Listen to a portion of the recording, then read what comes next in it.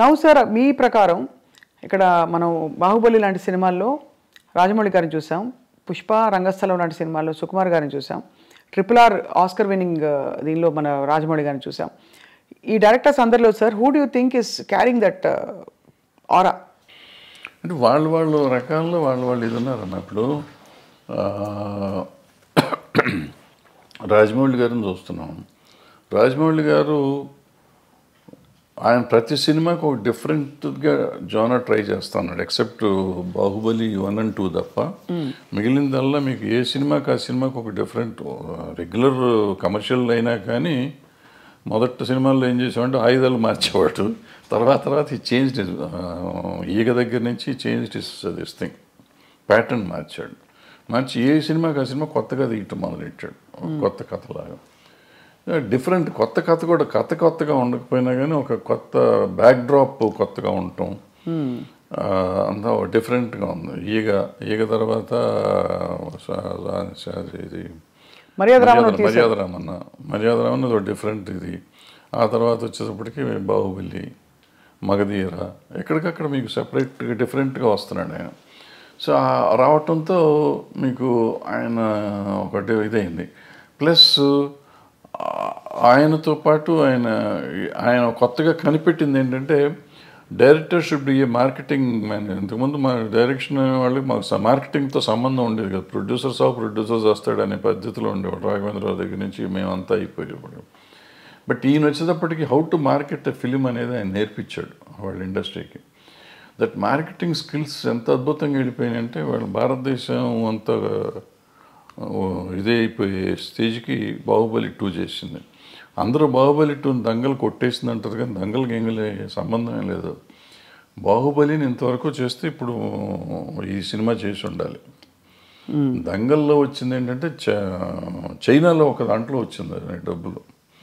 China డబ్బును మనం లెక్కేసుకుని 2,000 కోట్లని కంగారు పడుతున్నాం తప్ప మనకి ఇక్కడ వచ్చింది 600 కోట్లు 700 కోట్లు. అదే అయితే ఒక లాంగ్వేజ్ అంత రావటం చాలా గొప్ప. అది 60 కోట్లకి చేసి అంత రావటం అనేది గొప్ప విషయం. దాన్ని డిస్ప్యూట్ చేయటం లేదు. అద్భుతమైన సినిమా అది. సో మన ఇండియన్ సినిమాలో ఇండియన్ డబ్బు చూసుకున్న సినిమాలు ఇయే. ఆ చైనాలో 2,000 కోట్లు వచ్చినా అదంతా మళ్ళీ మనకు షేర్ వచ్చేటప్పటికి చాలా తక్కువ వస్తుంది. అక్కడ 30% 20% అంత వస్తుంది. అవును. సో అవి మనం గ్రాసులు చెప్పుకుని ఊరికే కంగారు పడుతూ ఉంటాం.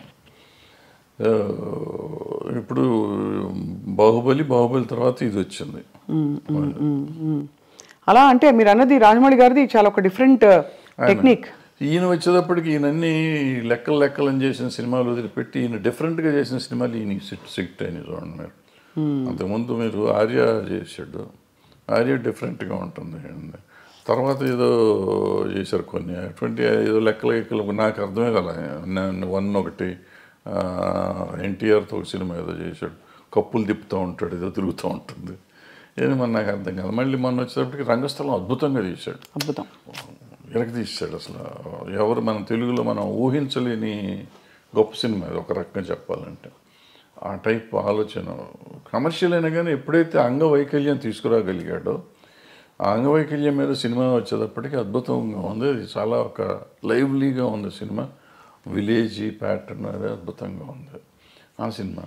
ఈ పుష్పకి వచ్చేటప్పటికి Pushpa was a routine film నాకు తెలిసినప్పుడు.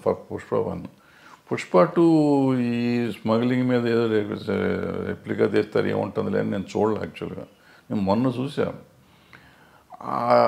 ఎప్పుడైతే మీకు సెకండ్ హాఫ్లో ఆ ఫ్యామిలీ ఎలిమెంట్ వచ్చిందో, వైఫ్ అండ్ హస్బెండ్ వాళ్ళ రిలేషన్షిప్ మీద ఎప్పుడైతే సినిమా తీశాడో మీకు అందుకైతే అన్స్టాపబుల్ అయిపోయింది సినిమా. ఇది ఇవాళ రెవెన్యూ కనపడుతుందంటే ఫ్యామిలీ ఊరికి మా గంధపు చెక్కలు దొంగ కాదు. ఆబ్వియస్లీ అతని పెర్ఫార్మెన్స్, అల్లు అర్జున్ పెర్ఫార్మెన్స్, అల్లు అర్జున్తో పాటుగా రష్మిక అక్కడికి వచ్చేటప్పటికి ప్లస్ ఈ రిలేషన్షిప్ డైరెక్టర్ ప్రజెంట్ చేసిన విధానం అద్భుతం. సెకండ్ హాఫ్ ఏడిపించాడు. ఆ సినిమాలో ఏడిపించడం అయింది. అందుకని సినిమా ఆడింది, ఇప్పటికీ ఆడుతుంది, ఇంకా ఆడుతుంది. అంటే నేషనల్ అవార్డు వచ్చిందంటే సినిమా ఇట్స్ గ్రేట్ కాదు. ఇప్పుడు అదే మనం ఎప్పుడు నేషనల్ అవార్డు ఆయనకు వచ్చింది, డైరెక్టర్గా హీరోకి వచ్చింది. హీరో పెర్ఫార్మెన్స్ ఈ సినిమా కూడా అద్భుతంగా చేశాడు. మళ్ళీ నేను 2వ సారి ఇచ్చినా ఆశ్చర్యపోక్కర్లేదు. అవును కదా సార్, అంతే కదా. సో ఒకలా చూస్తే యాక్చువల్లీ ఒక కొత్త లీగ్ ఆఫ్ సినిమా వస్తుంది ఇప్పుడు.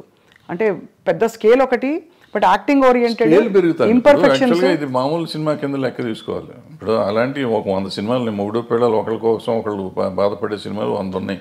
ఒకళ్ళని ఒకళ్ళు ఎన్హాన్స్ చేసుకునే క్యారెక్టర్. నా మొగుడిని అంటావా అని పెళ్ళం తిరగబడింది, నా పెళ్ళాన్ని అంటావా అని మొగుడు తిరగబడే సినిమాలు 100 ఉన్నాయి. వాళ్ళు ఒకళ్ళ కోసం ఒకళ్ళు చేసుకుంది. బట్ ఇవాళ దీని బ్యాక్గ్రౌండ్ ఈ గంధపు చెక్కలు ఇవన్నీ తీసుకుని చేసిందో నేను కోతల రేటు చెప్పానే, అలాంటి ఇలాగా ఇతను దొంగకి ఒక స్మగ్లర్కి వైఫ్ అంటే అంత ఎందుకు ఉండాలి? నేను నన్ను ఇన్సల్ట్ చేసినందుకు కాదు, నా భార్య పేరు ఎత్తినది నాకు కోపం వచ్చింది, అందుకని నేను చూస్తానండి, అది నేను తట్టుకోలేను అంటాడు. ఎవరేం చెప్పినా ఒప్పుకుంటా, ఏమన్నా కానీ నా భార్య చెప్తే వింటానంటాడు. మరి అంత స్మగ్లర్కి ఈ సెంటిమెంట్ ఎందుకు ఉండాలి? నేను అక్కడ చెప్పానే, వైఫ్ని చెల్లి అన్న దరిద్రుడు తండ్రి కోసం అటు జైలుకి వెళ్ళిపోయి చచ్చిపోతానంటాడు. అవును అవును. సో అది నీకు ఎప్పుడు వేరియేషన్ వచ్చేటప్పటికి నీకు తేడా వచ్చేస్తుంది. సో అక్కడ ఇక్కడ కూడా మంచి దొంగలు, మధ్యలో దొంగ రాసుకలు తీశారు మీరు. దొంగ రాసుకలు టైటిల్ ఎట్లా పెట్టారు సార్ అది? వాళ్ళ కథలో ఈయన చెప్పాడు, మన దివాకర్ బాబు గారు, ఆయన కథ కూడా ఆయన. నేను ఆ టైటిల్ ఒక్కటే చూసి మీ సినిమాలన్నింటిలో మీరే పెట్టుకుంటారు. రైటర్ ఆయన, అతను మన తమిళ ఆయన రైటర్. సో భలే ఒక long innings, 50 years in the industry. Everybody అందరూ మిమ్మల్ని అంత గౌరవిస్తారు, ఇప్పటికీ ఇష్టపడతారు. కానీ మీరు కుండ బద్దలు కొట్టి మొహమ్మీ చెప్పేస్తారు అన్నీ. ఎప్పుడు మీకు శత్రువులు తయారు అవ్వలేదా? ఉన్నారు, కొంతమంది అవుతారు, కొంతమంది తిడతానే ఉంటారు, అప్పుడప్పుడు తిడతా ఉంటారు, నన్ను చంపేస్తా ఉన్నట్టు కూడా ఉన్నారు. ఉన్నారా? నడుస్తూ అంటే ఏ ఇష్యూలో సార్? ఏదో ఒక ఇష్యూలో వాళ్ళకి నచ్చని ఏదైనా చెప్తే కోపం వస్తుంది కదా. ఎవరు సార్? నేను దాసనారాయణరావు గారు, నేను కృష్ణ గారు భయంకరంగా పోట్లాడుకున్నాం. అవునా? ఎలా పోట్లాడుకున్నారు? ముఖాలు కూడా చూసుకునే లెవెల్లో పోట్లాడుకున్నాం. తర్వాత మేము ఇద్దరం అసలు నేను కృష్ణ గారు కానీ నేను దాసనారాయణరావు గారు అంత క్లోజ్గా మళ్ళీ ఎవరు లేరు. ఇప్పుడు ఏ విషయాల్లో వచ్చేవి గొడవలు? అంటే మాకేదో దీంట్లోనే మనం వేరే సొంత పర్సనల్ ఇష్యూస్ మాకేమైనా లేవు కదా. క్రియేటివ్ డిఫరెన్సెస్లోనే చాలా గట్టిగా మొహాలు చూసుకోకుండా అంతవరకు మాట్లాడుకోకుండా. అప్పుడు సెల్ ఫోన్ లేవు ఇవన్నీ. అంటే మీరు మరి మళ్ళీ ఎలాగా మేకప్ అలాగా మళ్ళీ ఆటోమేటిక్గా అయిపోయింది. ఆటోమేటిక్గా అంటే ఎవరిలోనూ కల్మషం లేదు.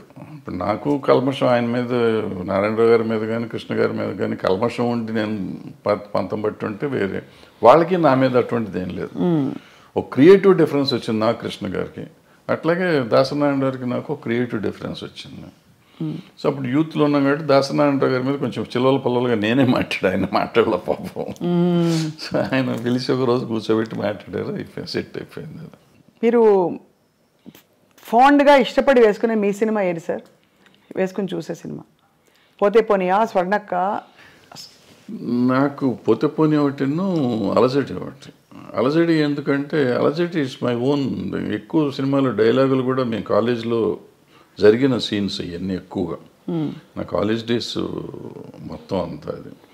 సో ఆ సీన్లన్నీ నేను ఆ కాలేజీలో మాట్లాడిన డైలాగులే పెట్టి రాసుకున్నాం. వేరే కొత్తవి కూడా రాయలేదు అంతవరకు, కాలేజ్ సీన్స్ వరకు. సో అందుకని కొంచెం నాకు ఇష్టమైన సినిమా అది. మీరు వెస్లీలో చదివారు కదా సార్? వెస్లీ, సికింద్రాబాద్ వెస్లీలో చదివారు. మీ వివాహం ఎలా అయింది సార్?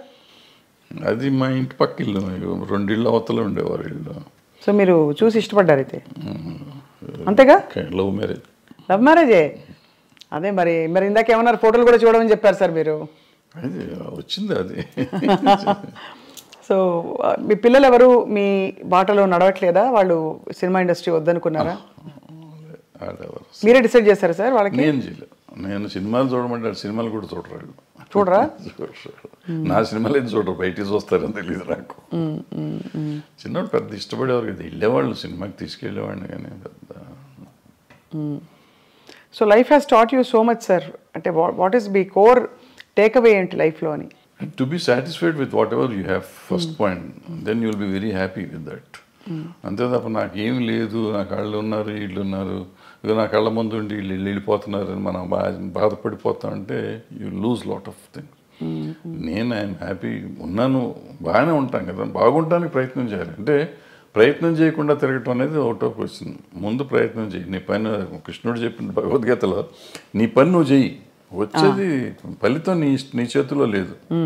ఫలితం ఒక్కోసారి ఏదైనా రావచ్చు, కరెక్ట్, అవును. ఫలితం లేకపోయి ఉండొచ్చు, బట్ నీకు కృషి అయితే ఉండాలిగా.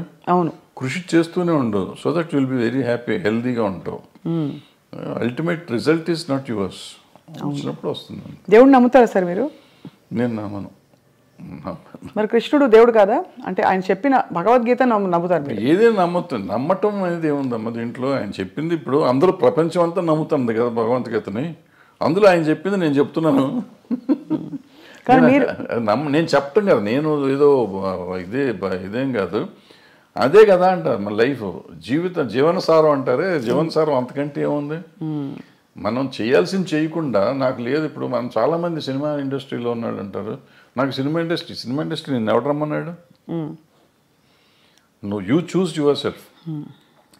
మీరు ఇక్కడికి వచ్చి దీన్ని కావాలని కోరుకుని ఏదో ఇస్తారంటే నువ్వు సాధించాలి. ఇప్పుడు చిరంజీవి గారు, ఎన్టీ రామారావు గారు, నాగేశ్వరరావు గారు వీళ్ళంతా సాధించి వాళ్ళు గొప్పవాళ్ళు అయ్యారు. చాలా కష్టపడి ఉంటారు కదా సార్. ఇంత వాళ్ళలాగా వాళ్ళు వచ్చేసింది, వాళ్ళకి అంత వచ్చింది నాకెందుకు రాలేదంటే వాళ్ళలాగా నువ్వు ఏమైనా చేసావా? నువ్వు చేయలా. నువ్వు చేసింది చేస్తే నీ పరిధికి ఎంత ఉందో అంత పరిధి నీకు వస్తానే ఉంది. నీ టాలెంట్కి సంబంధించి ఇప్పుడు నేనున్నానమ్మా, నేను సినిమాల్లో 1 వేషం వేసి ప్రకాష్ రాజ్కి అంత ఇచ్చేస్తున్నారు, ఆడ పెట్టుకుని నన్ను ఎందుకు పెట్టుకోలేదంటే నాకు పర్సనాలిటీ ఉంది కదా. ఆయన యాక్టరు, ఇవాళ దేశాన్ని ప్రపంచంలోనే ఆయన పేరు చెప్పుకునే అంత గొప్ప యాక్టర్ అతను. అవును, అతనిలాగా నేనున్నాను, ఒడ్డు పొడుగున్నాను, డైరెక్ట్ చేశాను, 2 సినిమాలు యాక్ట్ చేశాను, ఆయన పెట్టుకుంటారు నన్ను పెట్టుకోరని ఏడిస్తే నా ఆరోగ్యం చెడుతుంది తప్ప ఏం రాదు, పోదు, నాకేం రాదు.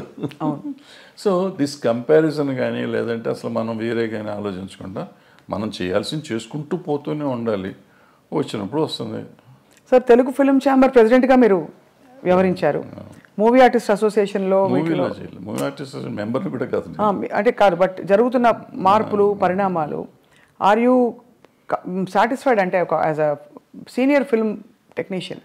అంటే బేసిక్గా మనం అసలు మూవీ ఆర్టిస్ట్ అసోసియేషన్ అనే దాని గురించి పెద్దగా ఎక్కువ మాట్లాడుకోవటం అవసరం లేదు. ఎందుకంటే కంటే ఒక 800 మంది మెంబర్స్ దాంట్లో 200 మంది అసలు ఉన్నారో లేరో వాళ్ళకే తెలియదు.